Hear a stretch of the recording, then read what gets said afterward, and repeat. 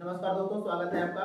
मैं एक बार फिर से हाजिर हूँ आपके लिए हाइट एंड डिस्टेंस चैप्टर का बहुत ही इंपॉर्टेंट क्वेश्चन एग्जाम की दृष्टि से। आइए देखते हैं कौन सा क्वेश्चन है जो एग्जाम में प्राय पूछा जाता है। एक नदी के पुल के एक बिंदु से, एक नदी है और उसके ऊपर पुल बना हुआ है, एक बिंदु से नदी के सम्मुख किनारों के अवनमन कोण, नदी का जो दो किनारा है उस पुल के बिंदु से उसका अवनमन कोण कितना है क्रमशः 30 अंश तथा 45 अंश है। यदि पुल किनारों से 3 मीटर की ऊंचाई पर हो, पुल कहाँ हो, किनारों से 3 मीटर की ऊंचाई पर हो, तो नदी की चौड़ाई ज्ञात कीजिए। आइए देखते हैं कैसे इसको हल करेंगे। तो सबसे पहले हमें कुछ मालूम नहीं है, नदी का किनारा कौन है और पुल पर स्थित बिंदु कौन है, तो उसको हम मान लेते हैं। क्या करते हैं, मान लेते हैं।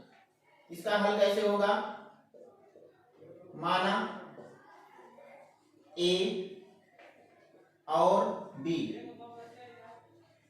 नदी के दो किनारे हैं तथा पुल पर स्थित कोई बिंदु P है। आइए अब इसको पहले हम चित्र के माध्यम से समझते हैं। जैसे मान लीजिए नदी का दो किनारा, एक यहाँ हो गया, एक यहाँ हो गया। अगर हम इसको मिलाएंगे ऐसे मिलाएंगे तो यहाँ A होगा, यहाँ क्या होगा, B होगा ना। ये दो किनारे हैं। अब नदी के ऊपर पुल कहीं है, ठीक सामने पुल है नदी के ऊपर, तो यहाँ P है। अब P से नदी जो है, नदी के किनारों से जो पुल की ऊंचाई है वो कितना है, 3 मीटर दिया हुआ है। यदि पुल किनारों से 3 मीटर की ऊंचाई पर हो तो पुल 3 मीटर की ऊंचाई पर मान लेते हैं यहाँ है। अब यहीं से एक लाइन अलग से खींच लेंगे, डॉट डॉट करके, ऐसे पुल है। अब यहां से जो किनारों पर कोण बन रहा है पुल के किसी बिंदु P से, किनारों पर अवनमन कोण बन रहा है। क्या बन रहा है, अवनमन कोण। इसको हम इधर बढ़ा देते हैं। अवनमन कोण बन रहा है, एक इधर बन रहा है, एक इधर किनारे पर, दोनों किनारों पर बन रहा है, A और B पर। तो A और B पर बन गया।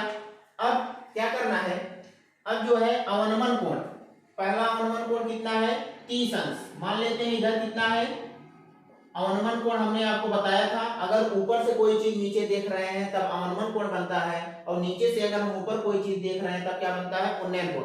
तो अवनमन कोण यहाँ 30 अंश है, तो A वाला कोण भी कितना होगा, 30 अंश ही होगा।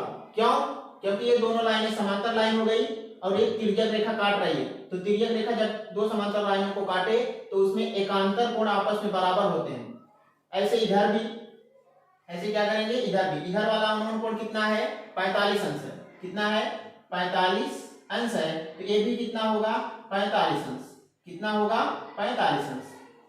बहुत ही आसान है, बस थोड़ा सा दिमाग लगाना, ध्यान देना है। आइए अब इसको हम हल करते हैं। तो नदी की चौड़ाई हमको क्या करना है, ज्ञात करना है। नदी कितना चौड़ा है उसी को हमें ज्ञात करना है। यहाँ कोई बिंदु मान लेते हैं, क्या, D ना। अब नदी की चौड़ाई हमें निकालना है। तो देखिए दो त्रिभुज बन रहे हैं, एक क्या बन रहा है, ADP और एक PDD। दोनों को हम बारी बारी से हल करेंगे। इसलिए समकोण त्रिभुज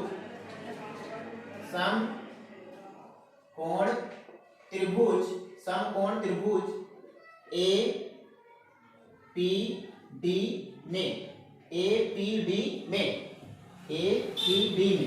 अब देखिए कोण हमें मालूम है, तो tan लेंगे। tan बराबर क्या होता है, लंब बटा आधार।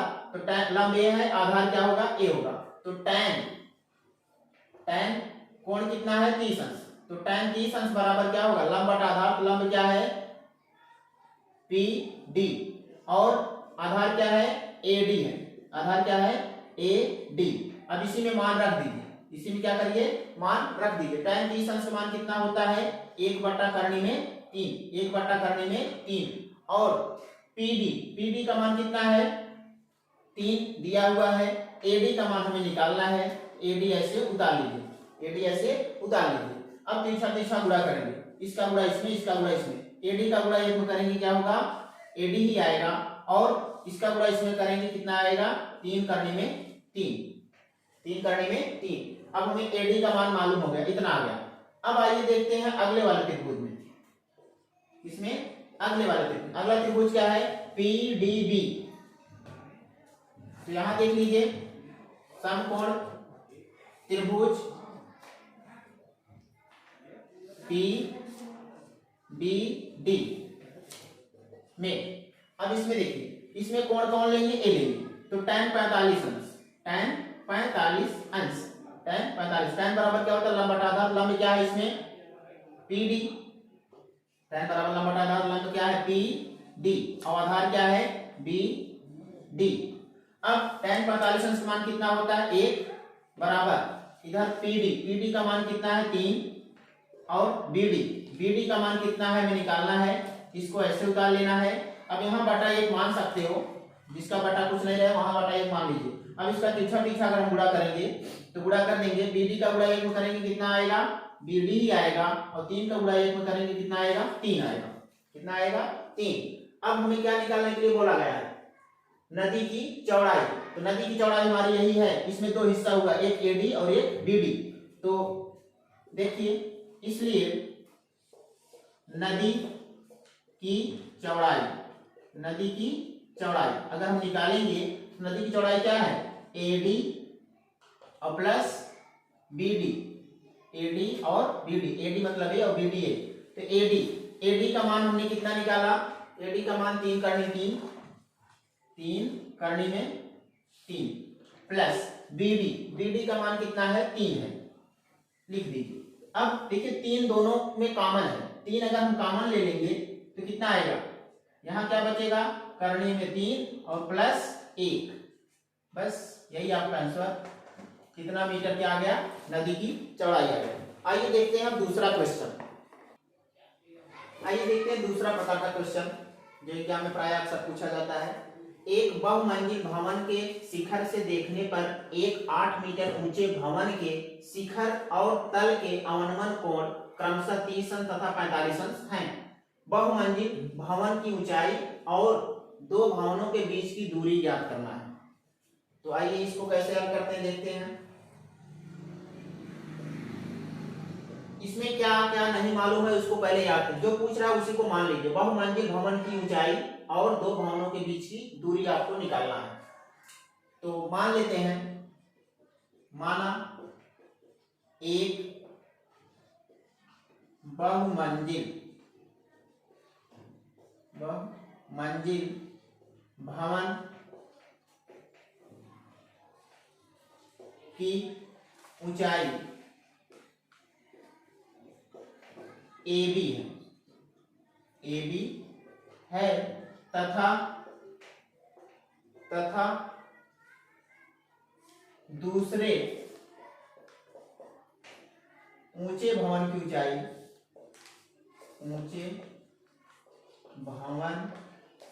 की ऊंचाई CD है। आइए इसको चित्र के माध्यम से देखते हैं।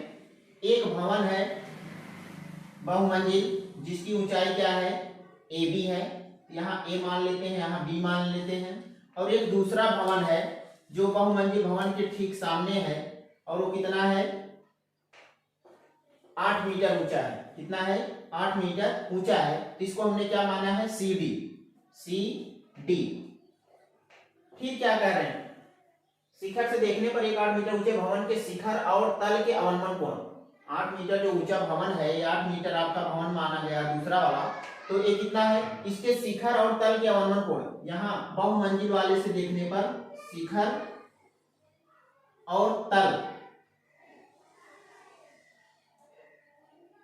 इसको जमीन के ऐसे मिला दीजिए। ये जो शिखर है, शिखर और तल के अवनमन कोण कितने हैं, अवनमन कोण, ध्यान दीजिए यहाँ अवनमन कोण कह रहा है, तो अवनमन कोण मतलब ऊपर से नीचे देखा जा रहा है। तो शिखर के अवनमन कोण, शिखर का अवनमन कोण कितना है, 30 अंश। शिखर का अवनमन कोण कितना है, 30 अंश। और जो तल नीचे दूसरे भवन की जो तल है उसका अवनमन कोण कितना है 45 अंश। कितना है 45 अंश। 45 अंश। देखिए ये एक त्रिभुज बन रहा है, त्रिभुज को भी छोड़िए, ए लाइन और ए लाइन एक दूसरे के समांतर है और एक जो लाइन है ये तिर्यक रेखा है, तो तिर्यक रेखा इन दोनों समांतर रेखाओं को काट रही है, तो इसके एकांतर कोण आपस में क्या होंगे बराबर। ये जो इतना कोण है 30 अंश उतना क्या होगा ये भी होगा 30 अंश। और देखिए ए लाइन और ए लाइन दोनों एक दूसरे के समांतर हैं, तो एक तिर्यक रेखा बन रहा है, तो तिर्यक रेखा के जो एकांतर कोण होते हैं आपस में बराबर होते हैं, ये पूरा कोण जो होगा इसके बराबर होगा। कितना होगा 45 अंश। क्यों बराबर होगा एकांतर कोण के कारण। क्यों बराबर होगा एकांतर कोण के कारण। अब हमारा ये चित्र बन गया। अब हमें क्या क्या निकालना है, बहुमंजिल भवन की ऊंचाई निकालना है। बहुमंजिल भवन ये है, यहाँ कोई दूसरा शब्द रख देते हैं ई। ए बी बहुमंजिल भवन की ऊंचाई है और दो भवनों के बीच की दूरी यहां से ए निकालना है, यानी ये ऊंचाई और ये ऊंचाई। आइए देखते हैं इसको कैसे निकालेंगे। तो देखिए समकोण त्रिभुज, पहले ये वाला त्रिभुज ले लेते हैं, एक समकोण त्रिभुज है, तो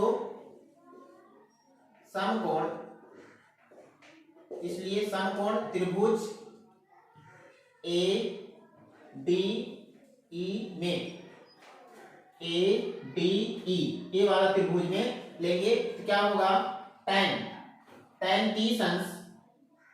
tan 30 अंश, tan 30 अंश क्यों लिया गया, क्योंकि हमें लंब और आधार की जरूरत थी, तो tan 30 अंश बराबर क्या होगा लंब बटा आधार। तो लंब क्या है ए ई और आधार क्या है डी ई।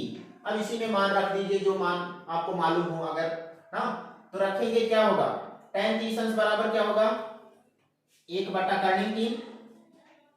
tan 30 अंश मान 1/3 और बाकी इधर हमें कोई मान नहीं मालूम है, इसको ऐसे उतार लेंगे ए ई बटा डी ई। अब हम तीछा तीछा क्या करेंगे गुणा करेंगे, इसका गुणा इसमें करेंगे तो क्या आएगा डी ई और इसका गुणा इसमें करेंगे तो ए ई। एक मिनट, यहाँ कर्णिम 3 होगा और ए ई होगा। ये आपका क्या हुआ डी ई का मान आ गया, डी ई का मान। ये आप समीकरण 1 मान सकते हैं। अगला, अब अगला त्रिभुज क्या है ए है, ए बी सी, इसमें देख लेते हैं। तथा समकोण त्रिभुज ए बी सी में tan 45 अंश, tan 45 अंश, tan 45 बराबर यहाँ देखिए लंब क्या होगा, लंब आपका होगा tan 45 अगर लेंगे लंब बटा आधार, तो लंब क्या होगा ए बी। लेकिन ए बी में क्या है दो हिस्से हैं, तो ए ई और प्लस बी ई, ए ई प्लस बी ई यहाँ ऐसे रख दीजिए और बटे क्या होगा आधार क्या है बी सी, आधार क्या है बी सी ना, बी सी। देखो बी सी बराबर किसके है डी ई के, तो बी सी के स्थान पे आप क्या रख सकते हैं डी ई रख सकते हैं। क्या रख सकते हैं डी ई रख सकते हैं। अब tan 45 अंश मान क्या होता है 1/1 ना, tan 45 मान 1 होता है 1। अब नीचे कुछ नहीं था, हमने बटा क्या मान लिया 1। अब ए ई ऊपर क्या है ए ई ऐसे रहने दीजिए, प्लस बी ई भी ऐसे रहने दीजिए, और डी ई जहां है वहां पे हम क्या लिख सकते हैं डी ई जहां है वहां पे हम लिख सकते हैं क्या कर्णिम 3 ए बटा कर्णिम 3 ए ई। अगर हम इसका तीसरा गुणा करेंगे, इसका गुणा इसमें करेंगे, क्या आएगा कर्णिम 3 ए ई बराबर इसका गुणा इसमें करेंगे, कितना आएगा ए ई प्लस बी ई ना। अब देखिए ए ई दोनों तरफ है, तो ए ई जो है एक तरफ कर लीजिए, तो बी ई बराबर क्या हो जाएगा बी ई इधर रहने दीजिए, इधर इसको लाएंगे, क्या होगा कर्णिम 3 ए ई, कर्णिम 3 ए ई माइनस ए ई। अब देखिए ए ई अगर हम कॉमन ले रहे हैं ए ई क्या कर रहे हैं, कॉमन ले रहे हैं, कितना आएगा, ए ई अगर हम कॉमन ले लेंगे ए ई, क्वेश्चन क्या बचेगा, कर्ण 3 माइनस 1, कर्ण 3 माइनस 1, कर्ण 3 माइनस 1, कितना बचा, काटना है ना, नहीं काटा नहीं। देखिए बी ई बराबर कितना है, कर्ण 3 ए ई माइनस ए ई, हमने क्या किया, ए ई कॉमन ले लिया, कितना बचा, कर्ण 3 माइनस 1। अब बी ई, देखिए बी ई जितना बी ई है उतना क्या है, सी डी है, तो बी ई जहां है वहां पे हम क्या लिख सकते हैं, सी डी, और सी डी का मान कितना दिया है 8, तो यहाँ बी ई जगह हम क्या रख सकते हैं 8।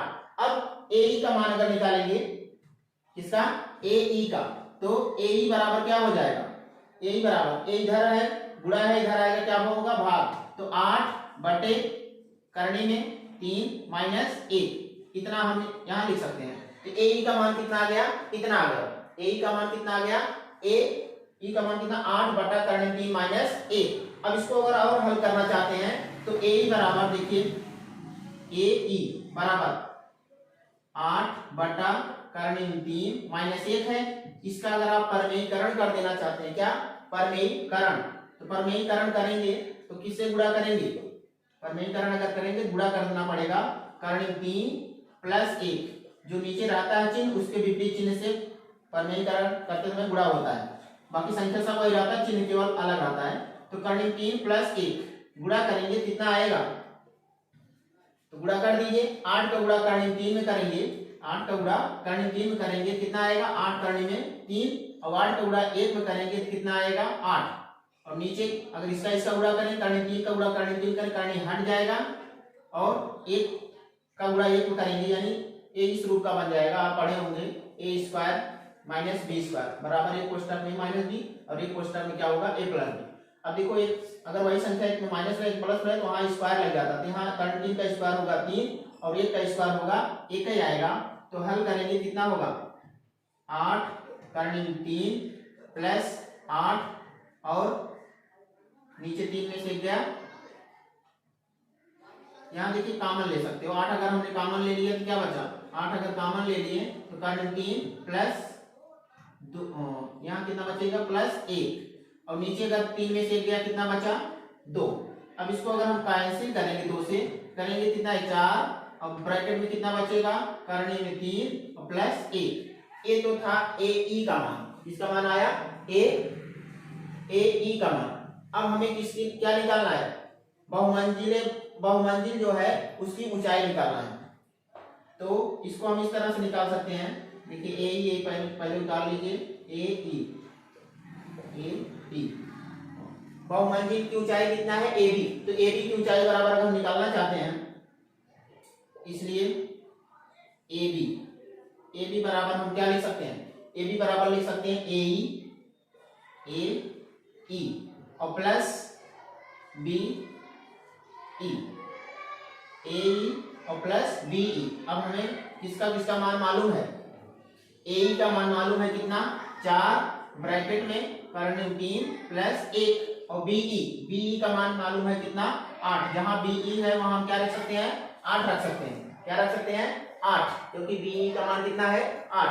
अब देखिए इसको हम अगर और हल करेंगे, 4 का अगर अंदर गुणा करेंगे तो कितना आएगा, ए बी बराबर 4 का गुणा इसमें करेंगे तो 4 करने में 3 और प्लस 4 और प्लस बाहर कितना है 8, तो इसको अगर और हल करेंगे 4 करने में 3 और प्लस 8 4 कितना होगा 12, 8 4 कितना हो गया 12, यानी ए बी की ऊंचाई कितना आ गया, इतना मीटर आ गया, ए बी की ऊंचाई कितना आ गया, इतना मीटर आ गया। तो दूसरे भवन की ऊंचाई सी डी है माने हैं। अब क्या निकालने के लिए बोला है, बहुमंजिल भवन की ऊंचाई और दो भवनों के बीच की दूरी निकालना है। दूरी क्या है दो भवनों के बीच की, बीसी है, क्या है बीसी, तो बीसी का मान कैसे आएगा, चाहे बीसी का हो चाहे डीई का हो, चाहे बीसी का हो चाहे डीई का हो, तो हमने डीई का मान यहाँ लिखा है, तो यहाँ लिखेंगे क्या, समीकरण 1 से, समीकरण 1 से अगर निकालेंगे तो डीई बराबर क्या होगा, कर्णिक 3 और जहां ए ई है, ए ई का मान हमने क्या निकाला है 4 कर्णिक 3 प्लस 1, तो जहां ए ई है वहां हम क्या लिख सकते हैं 4 कर्णिक 3 प्लस 1। अब इसी को और हल कर देंगे। अगर मान लो इसका कर्णिक 3 का गुणा अगर अंदर करेंगे क्या होगा, इसका गुणा इसमें करेंगे तो आ जाएगा कितना, कर्णिक कर्णिक हट जाएगा, 4 तिहाई कितना हो जाएगा 12। कर्णिक का गुणा कर्णिक करेंगे, कर्णिक 3 हट जाएगा, कर्णिक हट जाएगा, 3 बचेगा, 3 का गुणा 4 करेंगे 12 आएगा, और प्लस कर्णिक 3 और 4 दोनों का गुणा अगर 1 में करेंगे कितना आएगा 4 कर्णी में 3, 4 कर्णी 3, क्योंकि कर्णी 3 गुणे 4 गुणे 1 करेंगे तो 4 कर्णी में 3 आएगा। इतना मीटर क्या आ गया, कुछ चौड़ाई आ गया किसकी, दोनों भवनों के बीच की दूरी आ गया कितना 12 प्लस 4 कर्णी 3 मीटर। तो बहुत ही इजी था, बस आपको चित्र अगर समझ में आ जाएगा, बस मान रख के आपको भिन्न जैसे हल करते हैं तीसरा तीसरा गुणा करके हल करना है। तो उम्मीद करते हैं आपको समझ में आया होगा। यदि नहीं समझ में आया तो कमेंट बॉक्स में मुझे बता सकते हैं, और साथ ही मेरे चैनल को लाइक और सब्सक्राइब जरूर करिए। धन्यवाद।